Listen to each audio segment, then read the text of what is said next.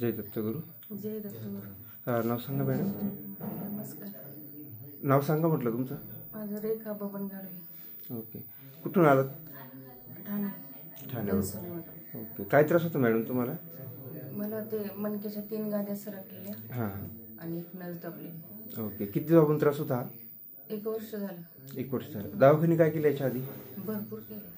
मग काही फरक पडला दवाखान्यामध्ये? अजिबात नाही, काहीच पडलं. 1 वर्षापासून त्रास होतो. दवाखान्यामध्ये ट्रीटमेंट घेऊन काय स्थिती होती तुमचीवाली? आहे तशीच. हा, कारण तुम्ही मागच्या वेळेस आला. आता किती सेटिंग आहे तुमची? दुसरी.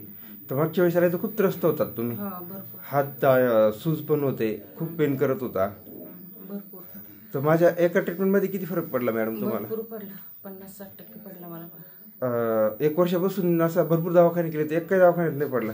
साधारण किती टक्के फरक पडायचा दवाखान्यामध्ये?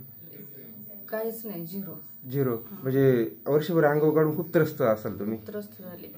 ठीक आहे. आता माझी आता दुसरी सेटिंग आहे. आता किती बरं वाटलं साधारण मॅडम तुम्हाला? भरपूर बरं वाटलं. तर काय गावच नाव सांगितलं तुम्ही?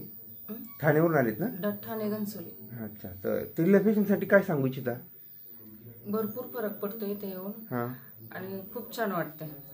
आणि दुखणंच म्हणजे गायब होतं. औषध आता माझे 10-12 दिवस बंद होते तरी पण दुखले नाही. औषध बंद होते तरी दुखलं नाही. आपली लेट झाले यायला जरा 10-12 दिवस लेट झाले तरी पण दुखले नाही माझं. नाही. भरपूर फरक पडतो इकडे येऊन. हां हां.